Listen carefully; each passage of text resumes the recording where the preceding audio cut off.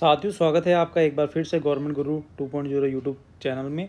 और आज जो है हम देखने वाले हैं, हमारी जो पिछली क्लास रहने रही है वो रही है आर्थिक समीक्षा की क्लास। और आर्थिक समीक्षा में हमने कुछ डेटा याद किए थे, वो डेटा थोड़ा सा आप जो है रिवीजन कर लेना। अब जो है हम आगे नेक्स्ट चल रहे हैं, और नेक्स्ट जो है आज की क्लास और आने वाली एक और क्लास, तो 3 क्लास में आपका जो है डेटा, जो मूल जो डेटा है वो तैयार हो जाएगा। उसके बाद हम जो है यार सारी योजनाओं को देखेंगे। ठीक है दोस्तों, तो चलिए शुरू करते हैं हम हमारा आज की क्लास। तो राज्य में मूल्य सांख्यिकी, राज्य में मूल्य सांख्यिकी से मतलब है किसी क्षेत्र में वस्तु और सेवाओं के मूल्य स्तरों में होने वाले सापेक्ष परिवर्तन मूल्य सूचकांक कहलाते हैं। तो मैंने आपको बताया था कि मूल्य सूचकांक वो होते हैं जिनसे जो है अपन महंगाई को नापते हैं या किसी चीज़ की मूल्यों में परिवर्तन को मापा जाता है। ठीक है, तो ये दो तरह के होते हैं, एक तो होता है उपभोक्ता मूल्य सूचकांक और एक होता है थोक मूल्य सूचकांक। उपभोक्ता मूल्य सूचकांक जिसे हम बोलते हैं कंज्यूमर प्राइस इंडेक्स सीपीआई, और एक होता है थोक मूल्य सूचकांक जिसे हम बोलते हैं होलसेल प्राइस इंडेक्स। ये दो महत्वपूर्ण संकेतक हैं खुदरा एवं थोक स्तर के मूल्यों को मापने के लिए। सीपीआई और डब्ल्यूपीआई का यूज लिया जाता है। डब्ल्यूपीआई मतलब होलसेल प्राइस इंडेक्स, ये देखो होलसेल प्राइस इंडेक्स, और ये उपभोक्ता कंज्यूमर प्राइस इंडेक्स। ठीक है, ये जो इंडेक्स है ये आर्थिक एवं सांख्यिकी विभाग निदेशालय द्वारा साप्ताहिक आधार पर वस्तुओं के थोक और खुदरा भावों का वर्ष 1957 से जो है संग्रहण किया जा रहा है। मतलब आर्थिक और सांख्यिकी निदेशालय है 1957 से साप्ताहिक आधार पर जो है इनका जो है डेटा संग्रहण किया जा रहा है। राजस्थान का थोक मूल्य सूचकांक की हम बात करें डब्ल्यूपीआई की, तो ये सूचकांक व्यापक रूप से मूल्य के उतार चढ़ाव को व्यक्त करता है। कैसे व्यापक रूप से? डब्ल्यूपीआई, देखो डब्ल्यूपीआई और सीपीआई दोनों अलग अलग चीज़ें ध्यान रखना। थोक मूल्य सूचकांक मतलब होलसेल प्राइस इंडेक्स, और सीपीआई मतलब कंज्यूमर प्राइस इंडेक्स। ये जो है डब्ल्यूपीआई और सीपीआई, तो हम पहले बात करेंगे डब्ल्यूपीआई की। तो डब्ल्यूपीआई जो है व्यापक रूप से मूल्य के उतार चढ़ाव को व्यक्त करता है। इसका उद्देश्य क्या है कि थोक स्तर पर मुद्रास्फीति का मापन करना। थोक स्तर मतलब होलसेल, जैसे कोई भी सामान अपन होलसेल पे लाते हैं कि एक साथ लाते हैं, थोड़ा सस्ता पड़ता है, तो उस लेवल पर जो है मुद्रास्फीति मतलब महंगाई का जो है मापन करने का काम किया जाता है। ये सूचकांक मासिक आधार पर जारी किया जाता है। कैसे? मासिक आधार पर ये जारी किया जाता है सूचकांक। ठीक है, और ये सूचकांक में केवल वस्तुएं शामिल होती है दोस्तों। वस्तुएं इसमें केवल वस्तुएं शामिल होती हैं। और सीपीआई में हम बात करेंगे, आगे हम देखेंगे, उसमें वस्तु तो शामिल होती है, साथ में उसमें सेवाओं को भी शामिल किया जाता है, वो हम आगे देखने वाले हैं। ठीक है, थोक मूल्य सूचकांक में सेवाओं को शामिल नहीं किया जाता, जबकि वो सीपीआई में किया जाता है। 3 प्रकार की वस्तुएं होती है, आपको पता है, प्राथमिक वस्तुएं, विनिर्मित उत्पाद और ईंधनीय वस्तुएं। तो हमें क्या ध्यान रखना है? हमें ध्यान रखना है कि एक तो इसका आधार वर्ष, थोक मूल्य सूचकांक का आधार वर्ष 1999 और 2000, 1999 और 2000 थोक मूल्य सूचकांक का आधार वर्ष होता है। इसमें जो प्राथमिक वस्तुएं हैं वो शामिल की जाती है, उनकी संख्या है 75। दूसरी वस्तुएं जो होती है विनिर्मित वस्तुएं, उनकी संख्या है जो है 69 मतलब 69। और ईंधनीय वस्तुएं जिसमें ईंधन शक्ति और स्नेहक वगैरह मतलब जो ज्वलनशील है, वो कितनी है? 10। तो इस तरह से टोटल जो है थोक मूल्य सूचकांक में वस्तुओं की संख्या कितनी है? 154। ठीक है, तो 75, 69, 10 मतलब 154। 75, 69, 10, 154। प्राथमिक वस्तुएं 75, विनिर्मित वस्तुएं 69 और ईंधनीय वस्तुएं 10। तो इस तरह से 75, 69, 10 ये याद रखना है आपको, है ना। भारांश की हम बात करें तो दोस्तों विनिर्मित वस्तुएं, इनका भारांश जो है ज़्यादा होता है, 49.85% इनका भारांश रहता है। और जबकि हम बात करें वृद्धि दर की, वृद्धि दर जो है प्राथमिक जो वस्तु हैं इनकी जो है वृद्धि दर ज़्यादा रही है। इन तीनों में से, तीनों की तुलना करते हैं ना, तो हम देखेंगे, देखो संख्या किसकी ज़्यादा है? प्राथमिक स्तर की। वृद्धि दर किसकी ज़्यादा है? प्राथमिक स्तर की। लेकिन विनिर्मित वस्तु की क्या है? भारांश ज़्यादा है, भारांश ज़्यादा है। देखो यहाँ पे लिखा हुआ है सर्वाधिक संख्या प्राथमिक वस्तुएं, सर्वाधिक वृद्धि दर प्राथमिक वस्तुएं, लेकिन सर्वाधिक भारांश की जब बात आती है तो वो विनिर्मित वस्तुएं होती है। तो ये इंपॉर्टेंट है। एक तो आधार वर्ष ध्यान रखना है इसका। आधार वर्ष क्या है दोस्तों? आधार वर्ष है 1999, 2000, यही है, मैंने ये बताया आपको। ठीक है, तो इसका थोड़ा सा आपको ध्यान में रखना है। आगे देखो, प्राथमिक वस्तुएं कितनी बताई थी मैंने, 75, विनिर्मित 69 और 10। तो इस तरह से 154 वस्तुएं थी। ठीक है, बस इतना सा ध्यान रखना है, ये इसको याद करने की कोई ज़रूरत नहीं है आपको। आगे देखो, ये थोड़ा सा ये ध्यान में रख लेना कि वर्ष 2022 में राजस्थान का थोक मूल्य सूचकांक जो है 0.54% की वृद्धि से बढ़कर 387.90 हो गया है। वृद्धि कितनी हुई ओवरऑल, 0.54%, और कितना हो गया है वर्तमान में, 387.90। ठीक है, ये डेटा याद रख लेना, क्योंकि हो सकता है पेपर अगर हार्ड आएगा तो पूछा जाएगा, बाकी इजी पेपर में ये सारी चीज़ें नहीं पूछी जाएगी, लेकिन फिर भी हमें ये ध्यान रखना है कि 0.54%।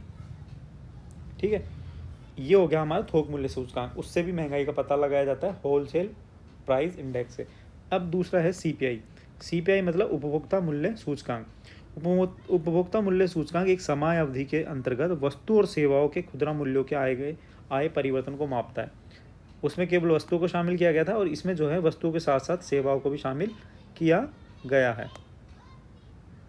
ठीक है, वस्तुओं के साथ साथ सेवाओं को शामिल किया गया है। ये सूचकांक भी प्रतिवर्ष प्रति माह जारी किया जाता है। ठीक है, इसमें जो 4 श्रेणियां हैं, इसमें कितनी श्रेणी, उसमें जो है प्राथमिक वस्तुएं थी, विनिर्मित वस्तुएं थी, और एक थी ईंधनीय वस्तु। टोटल वस्तुओं की संख्या 154 थी। कैसे कैसे थी, 75, 69 और 10। 75, 69 और 10। ठीक है, अब सीपीआई की हम बात करें तो इसको जो है 4 श्रेणियों में बांटा गया है। 4 श्रेणी कौन कौन सी है, ये देखो, ये लिखी हुई 4 श्रेणियाँ। कौन कौन सी 4 श्रेणियाँ, ये देखो। औद्योगिक श्रमिक हेतु सीपीआई आईडब्ल्यू। आईडब्ल्यू मतलब इंडस्ट्रियल वर्कर, औद्योगिक श्रमिक मतलब इंडस्ट्रियल वर्कर, आईडब्ल्यू मतलब इंडस्ट्रियल वर्कर। ऐसे एएल मतलब हो गया एग्रीकल्चर लेबर, कृषि श्रमिकों हेतु। और एक ग्रामीण श्रमिकों हेतु मतलब रूरल लेबर। और एक संयुक्त रूप से ग्रामीण और शहरी दोनों को संयुक्त रूप से जारी किया जाता है। तो ये ध्यान रखना, सीपीआई आईडब्ल्यू, सीपीआई एएल और सीपीआई आरएल। ठीक है, औद्योगिक श्रमिक हेतु, कृषि श्रमिक हेतु और ग्रामीण श्रमिकों के लिए। औद्योगिक श्रमिकों के लिए, कृषि श्रमिकों के लिए और ग्रामीण श्रमिकों के लिए जो है ये सीपीआई लागू किया जाता है। और उसके बाद में हम देखें तो ग्रामीण और शहरी दोनों का संयुक्त रूप से भी इसमें देखा जाता है। तो औद्योगिक श्रमिकों की हम बात कर लें तो ये इसका जो आधार वर्ष है वो है 2016। औद्योगिक श्रमिकों का आधार वर्ष क्या है, 2016। बाकी एग्रीकल्चर एएल जिसमें एल आ रहा है ना, वो 1986-87। कितना, 1986-87। देखो सिंपल सा, तो मैंने ऐसे याद किया है कि जिसमें एल आ रहा है ना, जैसे एएल एग्रीकल्चर लेबर और आरएल मतलब रूरल लेबर, तो इसमें जो है 1986-87 आधार वर्ष है। जबकि आईडब्ल्यू मतलब इंडस्ट्रियल वर्कर औद्योगिक श्रमिकों का 2016 है। ठीक है, इन तीनों को जो जारी करने का काम है वो श्रम ब्यूरो चंडीगढ़ करता है। कौन करता है, श्रम ब्यूरो चंडीगढ़।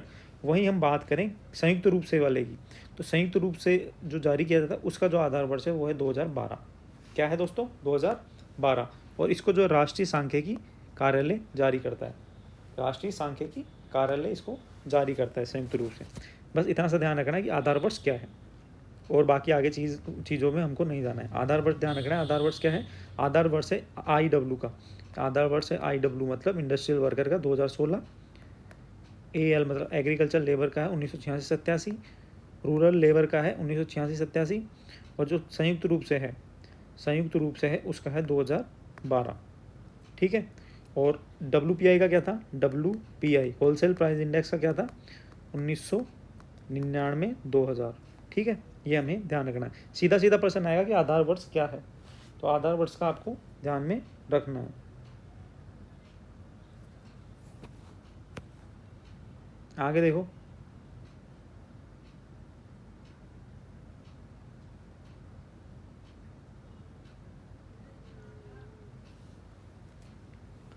औद्योगिक श्रमिकों के लिए उपभोक्ता मूल्य सूचकांक। औद्योगिक श्रमिकों के लिए उपभोक्ता मूल्य सूचकांक आईडब्ल्यू की हम बात करें तो ये सूचकांक है, इसका आधार वर्ष है 2016। ठीक है, इसे जारी करता है श्रम ब्यूरो चंडीगढ़, जो मैंने आपको बताया, और ये प्रतिमाह जारी किया जाता है। ये आपको ये 3 चीज़ें ध्यान में रखनी है। ठीक है, इसके साथ साथ एक चीज़ और हम ध्यान रखेंगे कि वर्ष 2016 के अनुसार राजस्थान में जो डेटा लिया जाता है वो किन किन केंद्रों से लिया जाता है, अलवर से, भीलवाड़ा से और जयपुर से। अलवर से, भीलवाड़ा से और जयपुर से जो है ये डेटा लिया जाता है। अलवर, भीलवाड़ा और जयपुर। ठीक है। पुरानी श्रृंखला में जो आधार वर्ष था 2001 था, उसमें जो है अजमेर था अलवर के स्थान पर, लेकिन अभी नई श्रृंखला में आधार वर्ष 2016 कर दिया गया। 2020 से जो 2020 से जो है नई श्रृंखला लागू हुई है। उससे पहले 2020 से पहले पुरानी श्रृंखला थी जिसमें आधार वर्ष 2001 था। तो ये इतना इंपॉर्टेंट नहीं है, पूछा नहीं जाने वाला। हमें तो केवल नई श्रृंखला वाला ध्यान में रखना है कि नई श्रृंखला में जो है 2020 से जो है आधार वर्ष 2016 लिया गया था, और इसमें जो केंद्र है जयपुर, अलवर और भीलवाड़ा, राजस्थान से ये 3 जगह से डेटा लिए जाते हैं। और पूरे देश भर में 88 औद्योगिक केंद्रों से आंकड़े प्राप्त किए गए हैं, जिसमें से राजस्थान में 3 है, भीलवाड़ा, जयपुर और अलवर। भीलवाड़ा में 3.86 की वृद्धि हुई है, इतना कोई इंपॉर्टेंट नहीं है। सर्वाधिक वृद्धि दर वाले समूह कौन से हैं? खाद्य पेय पदार्थ। खाद्य पेय पदार्थ जो होते हैं इनमें सर्वाधिक वृद्धि देखने को मिली है। अब देखो कृषि श्रमिकों के लिए उपभोक्ता मूल्य सूचकांक। कृषि श्रमिकों के लिए उपभोक्ता मूल्य सूचकांक की हम बात करें तो 1986-87 इसका आधार वर्ष है। श्रम ब्यूरो चंडीगढ़ और प्रतिमाह इसको जारी किया जाता है। कृषि वर्ष की गणना, अच्छा मैंने कल आपसे एक प्रश्न पूछा था कि कृषि वर्ष जो है कब से कब तक माना जाता है, तो उसका आंसर मैं बता देता हूँ, आप लोगों ने कमेंट किया नहीं। ठीक है, इसका आंसर होगा 1 जुलाई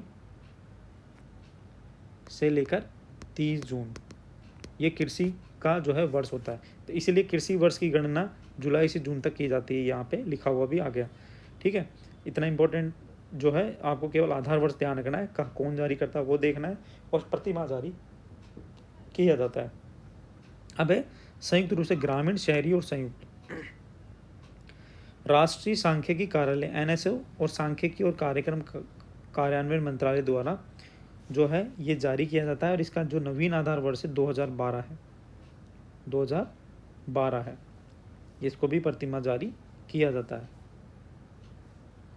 ठीक है दोस्तों, तो ये हो गया आपके, ठीक है, वो डेटा कंप्लीट हो गया। अब हम देखने वाले हैं कृषि और उससे संबंधित क्षेत्र। कृषि और उससे संबंधित क्षेत्र हम जो देखने वाले हैं, इसके अंदर जो है बहुत सारे फैक्ट आपको आगे देखने को मिलेंगे कि कितना उत्पादन हुआ है, कितना जो है गन्ने का उत्पादन हुआ है, कितना किस चीज़ का उत्पादन हुआ है। लेकिन उससे पहले हम ये भी देखेंगे कि हमारा जो राजस्थान है वो राज्य की अर्थव्यवस्था कृषि एवं संबंध क्षेत्र में महत्वपूर्ण भूमिका निभाती है। राज्य की अर्थव्यवस्था में कृषि और कृषि से जुड़े हुए क्षेत्र महत्वपूर्ण भूमिका निभाते हैं। कृषि एवं संबंध क्षेत्र की गतिविधियों में प्राथमिक रूप से फसल, पशुधन, वानिकी और मत्स्य 4 चीज़ों को शामिल किया गया। किस किस को? फसल को, पशुधन को, वानिकी को और मत्स्य को। जीविका और उपार्जन हेतु अधिकांश जनसंख्या कृषि एवं संबंध क्षेत्र पर निर्भर करती है।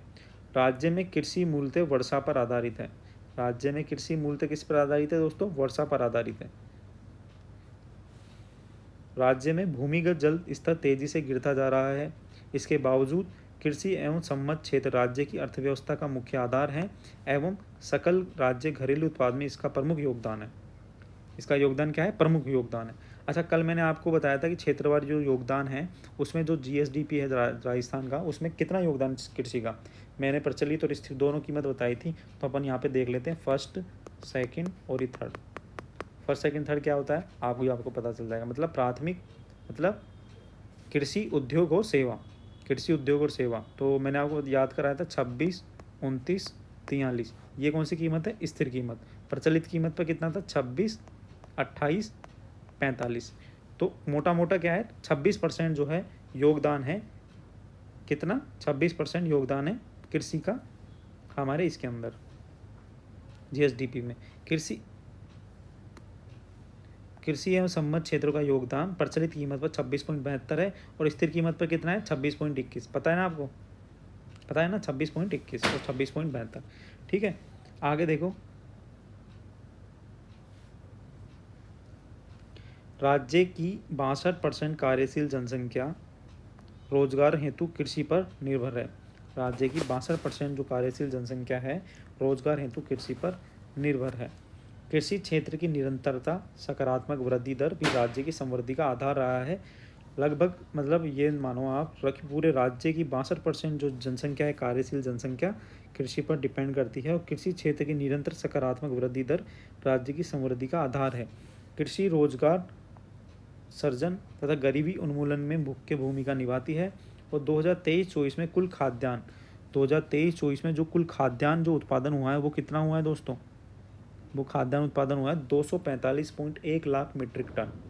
ये डेटा याद रखना इंपॉर्टेंट है, आगे बहुत इस डेटा से बहुत जो चीज़ें हैं सामने निकल के आएंगी कि टोटल उत्पादन कितना हुआ। खाद्यान्न उत्पादन 245.1 lakh metric tonne, 245.1 lakh metric ton.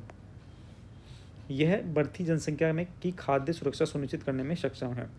अब हम बात करें कि राजस्थान का जो प्रथम स्थान है वो किस किस वाली फसल में है। वो देखो दोस्तों, राजस्थान का जो प्रथम स्थान आता है, सबसे पहले बाजरा। बाजरा राजस्थान में बहुत ज़्यादा उगता है क्योंकि ये मोटा अनाज में आता है बाजरा। सरसों, सरसों भी राजस्थान में जो है बहुत ज़्यादा उगता है। तो बाजरा, सरसों और तिलहन, तिल के लड्डू जो अपन खाते हैं, तो तिलहन में भी राजस्थान का पहला स्थान और एक ग्वार। तो 4 फसल ऐसी हैं। कौन कौन सी फसल है? बाजरा, सरसों, तिलहन और ग्वार। इनमें जो है राजस्थान का जो है पूरे देश में प्रथम स्थान है। कृषि की विशेषताओं की हम बात करें तो राजस्थान में कृषि की मुख्य विशेषता रही, कृषि मानसून आधारित होती है। राजस्थान में खरीफ की फसलें सियालू कहलाती है। और अच्छा, आपको मैं बताऊं कि खरीफ की फसल और रबी की फसल में आप लोगों को काफ़ी कन्फ्यूज़न रहता है। देखो, मेरे को तो रहता था, आप लोगों को भी रहता होगा मुझे लगता है। सॉरी। हाँ, तो खरीफ की फसल और एक होती है रबी की फसल, इसमें कन्फ्यूज़न रहता है ना। तो अब मैं आपको एक सिंपल सा एक ट्रिक बताता हूँ। खरीफ की फसल और रबी की फसल, सबसे पहले तो ये फसलों का डिसाइड होता है जिस टाइम इसको बोया जाता है। जैसे गर्मी में बोई जाने वाली खरीफ की फसल और सर्दी में बोई जाने वाली रबी की फसल। अब हम कैसे याद रखें, कन्फ्यूज़न हो जाता है कि खरीफ की फसल कौन सी है, रबी की कौन सी है। तो हम जो कै से कबूतर, ख से खरगोश, ग से गाय, ये पढ़ते हैं। तो ख जो है, ख के बाद क्या आता है? ग। ख के बाद क्या आता है दोस्तों? ग। तो गर्मी में जो बोई जाती है वो है खरीफ की फसल। और रै के बाद क्या आता है दोस्तों? सै। तो सर्दी में जो बोई जाती है वो है रबी की फसल। समझ में आ गया? जो गर्मी में बोई जाती है वो है खरीफ की फसल, ख के बाद गया आता है ना, और ऐसे ही रै के बाद से आता है। और रबी की फसल जो सर्दी में बोई जाती है। ठीक है, अब देखो, सर्दी की हम बात कर लें, नहीं खरीफ की फसल की हम बात कर लें कि खरीफ की फसल मुख्यतः कौन कौन सी होती है। तो दोस्तों, खरीफ की फसल होती है आपके सर्दियों में। जैसे और अब जैसे सर्दियाँ आने वाली है तो सोचो, सर्दियों में हम क्या क्या खाते हैं? सर्दियों में हम तिल के लड्डू खाते हैं। सर्दियों में हम जो रजाई ओढ़ते हैं तो कपास। सर्दियों में हम जो बाजरा खाते हैं, ठीक है, क्या खाते हैं? बाजरा खाते हैं। सर्दियों में दिवाली के आसपास जो है लक्ष्मी जी की पूजा करते हैं तो गन्ना आता है ना, आता है। सर्दियों में हम मक्का खाते हैं, मक्के की रोटी खाते हैं ना, बाजरा, मक्का, है ना। तो ये देखो, ये सारी जो है खरीफ की फसल आती है। कौन सी? मूंगफली खाते हैं ना, मूंगफली, मूंगफली। तो मूंगफली खाते हैं, तिल खाते हैं, कपास खाते हैं, बाजरा, गन्ना, मक्का, मूंगफली, ठीक है। और रबी की फसल जैसे गेहूँ, गेहूँ जो है अपन गर्मियों में काटते हैं। और गेहूँ के साथ साथ जो है दूसरी जो है जो होता है, ठीक है। साथ में सरसों होती है, चना, जीरा, मेथी, अलसी, ठीक है। ये जो है रबी की फसल में आती है। सिंपल हो गया आपके लिए, खरीफ और रबी की फसल में भी कभी ज़िंदगी में कन्फ्यूज़न नहीं होगा आपको, है ना। तो ये ध्यान रखना। अब ये डेटा देखो, राजस्थान का शुद्ध बोया गया क्षेत्रफल कितना है? 53.74%। कितना है? 53.74%। कितना है? 53.74%। मतलब राजस्थान का जितना भी क्षेत्रफल है, जैसे 3,42,239 लाख वर्ग किलोमीटर है, तो उसमें से 53.74% शुद्ध बोया गया क्षेत्रफल है। कितना? शुद्ध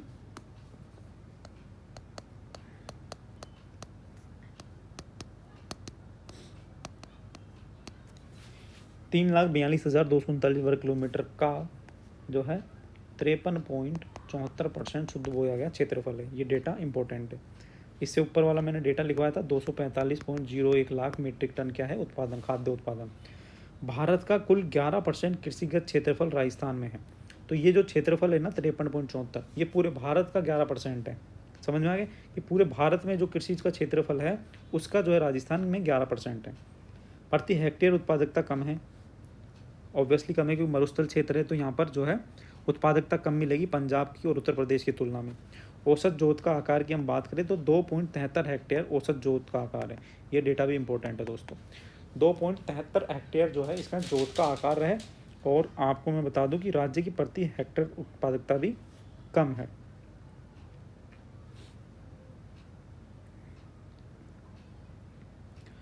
हमने पीछे जो आंकड़े देखे थे उसमें हमने देखा था कि कृषि और से संबंधित क्षेत्र है उसका जो योगदान हमने देखा था कि 26.21 और 26.72, ठीक है, %।